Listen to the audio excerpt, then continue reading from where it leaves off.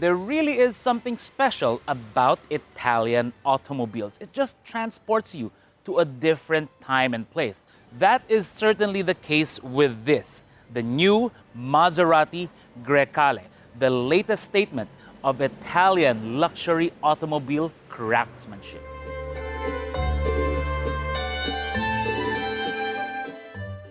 Buongiorno, my friends. Vince here from AutoIndustriya.com, and what I have for you is the Grecale, the latest SUV from Italian automaker Maserati. Italy is really starting to get into the SUV way of things. It's just something that's very attractive to a lot of customers all around the world. And Maserati actually has quite a bit of experience with SUVs. It started off several years ago with the Levante. Timeless and impeccable style are two things Maserati is very known for. And the reason they can achieve that is because they refer to their long history producing sports cars, Grand Tourers, and even Formula One cars. Because you look at the front, this large intake, that is not there just for the sake of the look. That is very much functional. You'll see that in some of the greatest Formula One cars from Maserati way back in the day. You look at the long hood, that is very much GT, and which is actually apt for this vehicle because this is the Grecale GT, the Grand Tourer variant. And this GT variant is also joined by the Modena, the higher performance Trofeo, and in the future, the Folgore full electric variant that they're going to have for the Grecale. Now, I could actually just pull up a table, have a seat, and have a coffee and admire what they did with the design of the Grecale because it appears like it was sculpted. That's what they're really going for with this vehicle. It appears like it's ready to flow with the wind, which is apt because the name Grecale is derived from one of the great winds of the Mediterranean. Now, from that vantage point, you can see that the Maserati Grecale is a fairly large crossover SUV despite being billed as something smaller because this is a little bit over 4.8 meters long, putting it in competition with some very popular luxury SUVs already in our market. But what does Maserati bring to the table that's special? Well, you just have to look at some of the details. It's got a subtle flair about it, which is quite unique in its class. You look at the wheels, these are 21 inches, and they come shod in Pirelli P0 tires. Of course, it's an all-Italian affair. You look at the fenders of the Maserati Grecale, you'll see these three vents. That's something they've retained from a lot of their historical models as well as the current models. GT here being that it's the Grand Touring variant. But what's really nice is that Maserati wanted to keep it as clean looking as possible. And you can see that with the door handles. You notice there's no grip type door handle there, just a recess with a button that allows you to open the doors for easy ingress and egress. But of course, right here, you have the Maserati emblem to really complement the whole thing and make you feel like you're driving something really special, because you are. The sculpted by the wind theme of the Grecale continues with the rear of the vehicle. You can see it with a lot of the details, like the way they did these LED taillights, very nice. The way they did the spoiler, it curves up that way. We rarely see something like that. And also, this shade of color, because it's like a pearly silver with a shade of sky blue. It actually looks really, really cool. Now, some of the other details here. When you look at the trim here, of course, under the Maserati logo, it does have that little pointy bit there, which does look nice. You look down below, you see the bumper with the quad exhaust, real, of course, proper for a Maserati, with a diffuser right there. Now, when you pop the liftgate, powered, of course, what you get is a pretty spacious cargo area. So the measurements in here, it's 40 inches by 40.5 inches. The height from here up to the tonneau cover is about 18.5, and up to the ceiling is about 28. Plenty of space for stuff, but if you want to extend the space, you can pull some levers on the rear seats and it just folds them down one touch, extending the space that you have, the length, to around 67 inches. Plenty for a vehicle of this size. But of course, if you're driving one of these, well, you're going to have staff handle things for you. You want to be able to enjoy what's inside, let everything else be worried about by somebody else. So let's check out the interior of the Grecale.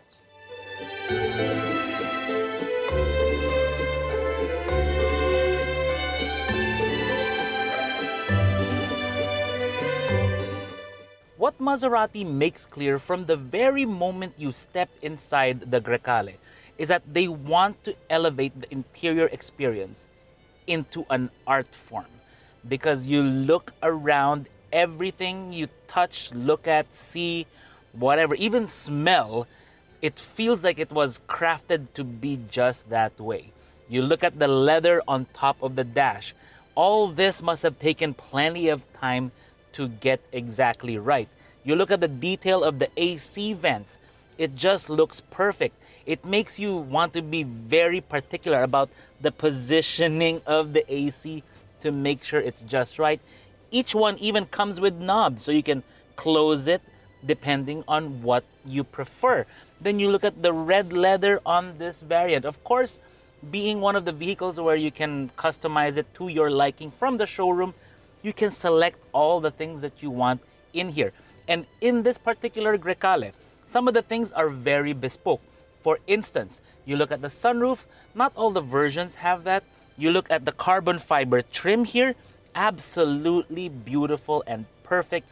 You see those on the sidings as well, and it accents everything from the red leather to the really nice aluminum surrounds for the Sonos Faber audio system. It's just fantastic to listen to. And of course, just like the tires, Sonos Faber, very Italian, just like Maserati.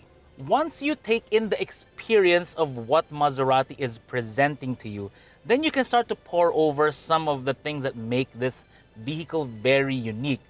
For one, you notice any actual analog gauges? None. Digital screen in front, two screens right here. We'll get to this in a bit. And of course, even the clock is a digital screen. It's not an actual digital type of analog clock that you can control from the screen here. It's pretty cool and very different. And then you start poring over the controls. The steering wheel, like the interior itself, it's perfectly crafted. It's got a flat bottom. It's a 3-spoke style, and it has these gorgeous paddle shifters right here. Oh, and by the way, to start the engine, you do not press a button anywhere here. It's actually right here on the steering wheel. It almost feels like a gamer's steering wheel. It's just so cool. You can even adjust, well, I guess the drama level of the car by twisting the drive mode selector here. It's not separate here. There's no column shifter. We'll show you how to activate that in a bit. But you can select the drive modes right here. So if you twist it up, you go to comfort mode, which kind of changes the character here. And then when you go to the middle, it's the GT mode, which is kind of like a balance. And then you go to the sport. When you go to sport, everything goes red. The exhaust, you can hear a little bit more of the exhaust. That is really cool. Now, while it is daylight, I can't really show you the red ambient lighting. Later, when we close the doors, we'll show you. But once you put it into sport, the trim, the lights here and on the doors glow red. It's really, really nice. The seats, by the way, these are pretty nice. And being a GT variant, it has the Maserati logo, the trident, embossed right there on the headrest. But still, when you settle into it, it's a comfortable place to be in. And even the rear seat, well, it does have the cup holders and all that, but it's really when you sit in the rear seat that you feel it's quite an executive car. And it's got plenty of space right there in the back for kids, for adults, whatever you want to put in the back, whoever wants to sit there. It's a really nice place to be. And did I mention, oh yeah, it has a sunroof, a panoramic one, and you can open it by pressing this button here, or you can just tilt it, extend it a little bit further, and it gives you this kind of convertible feel. Of course, this is an SUV. You can't really get a SUV crossover right now, can you? But Maserati does the best they can to give you that airy feeling when you're cruising down the Riviera or on the Pacific Coast Highway, or maybe that road in Ilocos that gives you a nice view of the West Philippine Sea. Now let's get to the screens. Let's start with the driver display screen. Like I said, this one does not have any analog gauges in front of the driver. Instead, you get a screen, and a very unique one, because Maserati made a very different approach with this screen, because instead of just a rectangle that you can see the edge like right there, that's wasted real estate. What they did instead, they made it they cut it, they curved it all like that to give you a unique thing to look at when you're driving. You don't see that in any other cars. Usually they have an edge there and cut off there. Sometimes they shroud it differently. Maserati did it their way, and we like that. You can configure the screen, of course, depending on your drive modes, the colors change, the displays change, and all that. But you can also configure it depending on what you want to see. So you go through the cluster layout right there. You have, this is the classic, and then you have the evolved, which flips over the speedometer, which is different. And then when you alter the drive modes, the same thing happens. It alters it depending on what you want. And you go to the comfort mode, it all changes it up. And then you flip back over to, let's say, the kind of view you want to see. Let's say we want to try the relaxed setting, which is also a little different. It's a little more uncluttered, but if you notice, it doesn't change as much. It doesn't give you that much drama. So if you're the type that likes a bit of, flair with the way your vehicle looks from the inside, that is the kind of thing you want to play around with. It's just really nice. Me, personally, I prefer the classic look, and the sport, yeah, let's keep it that way right now. Your lights stock is on the left, and your wiper stock is on the right. You have your audio controls on this side, as well as the controls for this side of the screen and what's in the middle.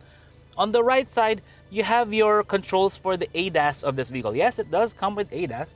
It has the adaptive cruise control, all that stuff depending on what you want to do. Personally, I would prefer the limiter setting because I can set a speed, with a grace period to be able to avoid getting a speeding ticket. So right here in the middle, you do have your armrest, which is nicely positioned for comfortable cruising over long distances. Here you have two very large cup holders that can easily fit Venti, and Venti is also Italian.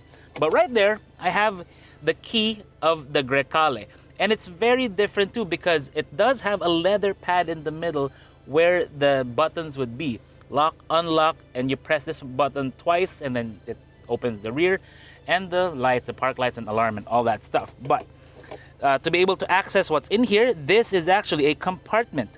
A little compartment where it has a USB port and a USB-C port, which is good for charging or connecting to the screen. But if you notice, my phone, an Android, is not connected to it. But if you look at the screen up here, my Android Auto is actually active if Waze can actually start to work. So it's got wireless Android Auto and wireless Apple CarPlay. Yes, I feel included when I drive the Grecale. The coup de grace in the Grecale is this new arrangement of a screen right here. It really reminds me of one of those newer folding phone things that personally, I might not like it for my pocket, but on the Grecale, it looks just fantastic because it allows them two angles in what looks like one unit. So you have this angle, which is canted a little bit more. This houses a lot of your vehicle functions. Right now, we can see that it houses the function for the climate control system, and you can set the temperature independently depending on where you're seated around the vehicle. For the driver, I just keep it at 21.5 right now. But a lot of other functions are also housed here. And once you start looking a little bit more closely, you can see them. For instance, your rear fog light is here, your park sensor is here, rear defogger, all that stuff. The auto start stop for the fuel saving measure to allow you to save fuel while in traffic is also here. Hill descent control, stability control is right there as well. You can control the seats from there depending on the bolstering that you want. So let's say you want to adjust, you want to make it a bit tighter, you want to make it a bit more compressed, you can do that as well.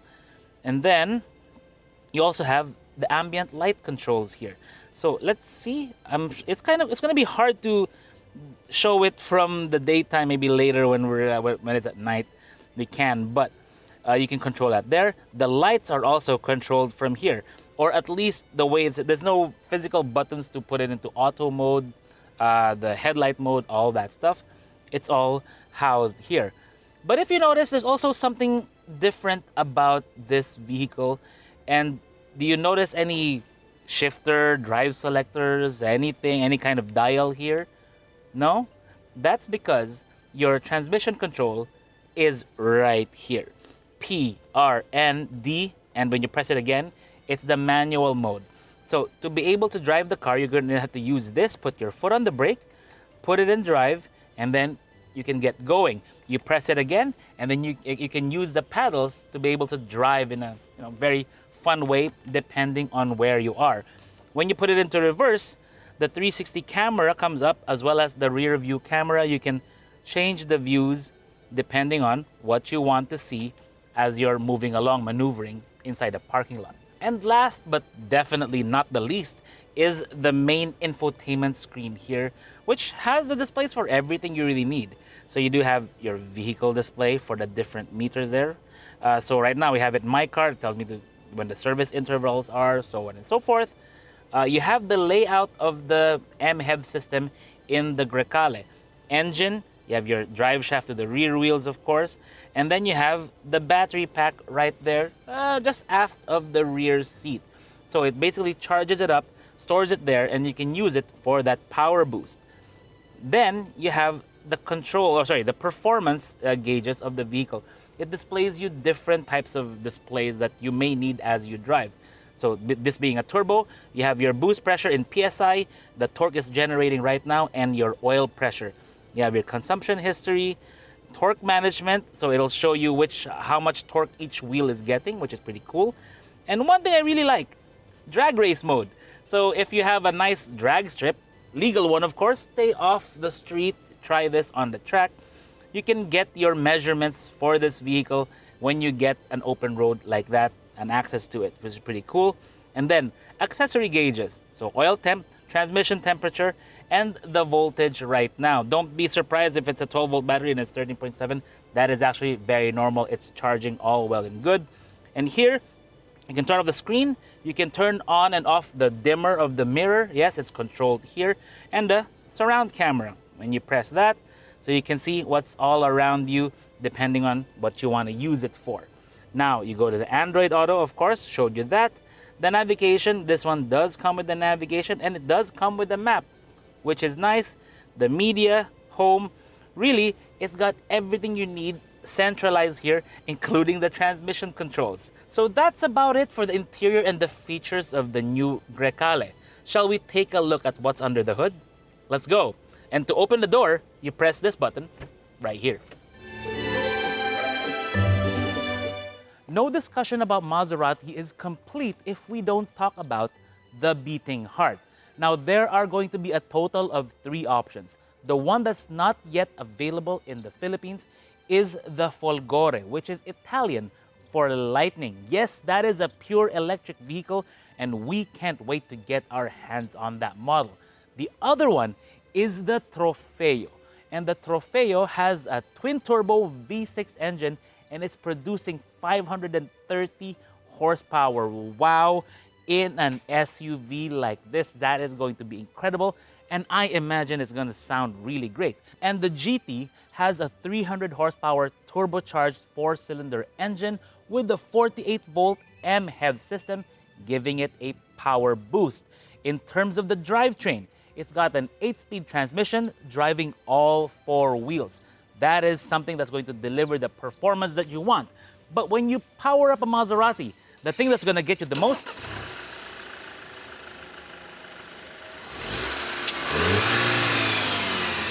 is the sound when you punch the throttle. That is what a lot of people appreciate about any Maserati.